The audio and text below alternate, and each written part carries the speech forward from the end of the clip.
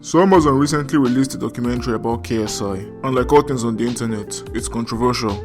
Specifically, people seem to be upset over a part in the documentary where he kind of confronts his dad over events that have happened throughout their relationship.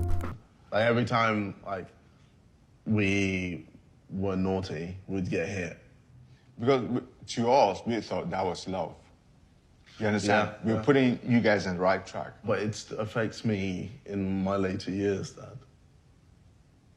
Just like it affected you. In your No. With mine was different. Yes, sir. I got beat until I was 21 years old. Yeah, but still, it still affected you in your later years, right? Yeah, but when you were 5, maybe you can't even remember. Dad, I think I do, because obviously I'm telling you. Among other things, the conversation seemed to center around the physical punishment KSI received as a child and how that affected him growing up. Now, because I have to deliver on this clickbait title, I'm going to start by explaining the reality of corporal punishment in African households. Then I'll give my opinion on the whole controversy.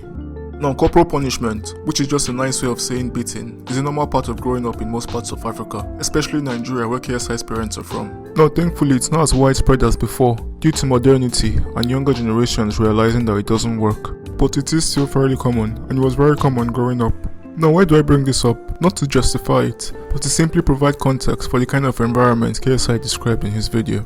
And that's it. In fact, KSI probably had it easier than the rest of us who grew up in Nigeria, because thanks to the UK legal system, there are limits as to how your parents can physically punish you. But in Nigeria, oh my god.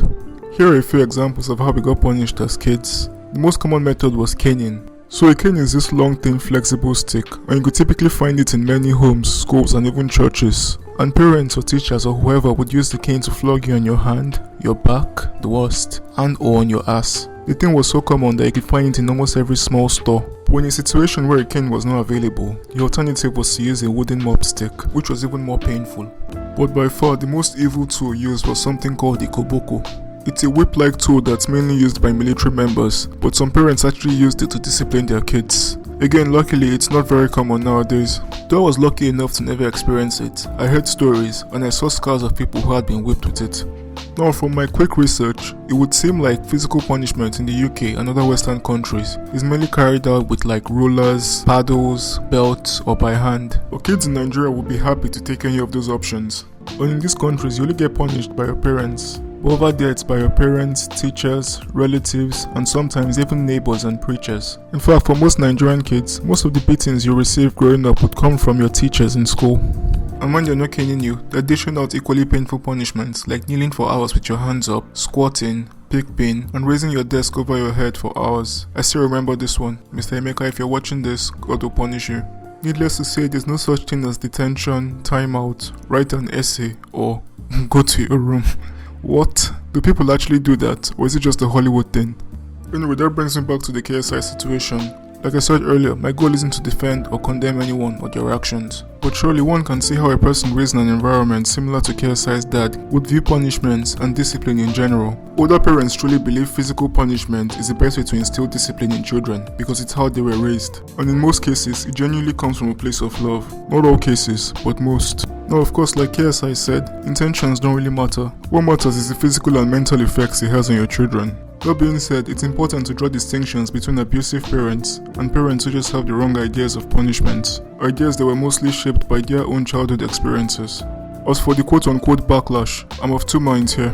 Unlike the loser 60 IQ morons that were attacking Mr. Beast for literally curing blindness, KSI's critics actually have a point. And while I do think that the insults are ridiculous, especially given that no one knows KSI's personal life, I also agree with the point that it's a matter I should have discussed with his dad, instead of publicly, let's be honest, shaming his dad for it. Now some of you may be saying, well, it's a documentary about his private life, what did you expect? And to that, maybe you're right, maybe his dad was fine with airing all this out to the public. But still, it doesn't change the fact that it's a private matter that the public didn't need to know, and it doesn't change the effects this has on his dad's image. But anyway, whether or not the matter was handled appropriately, the important thing is that the conversation had a positive effect on their relationship, and I wish them the best. That's all from me today. Thank you so much for watching my very first commentary video. If you'd like to see more content like this, please like this video and subscribe, and I'll see you later.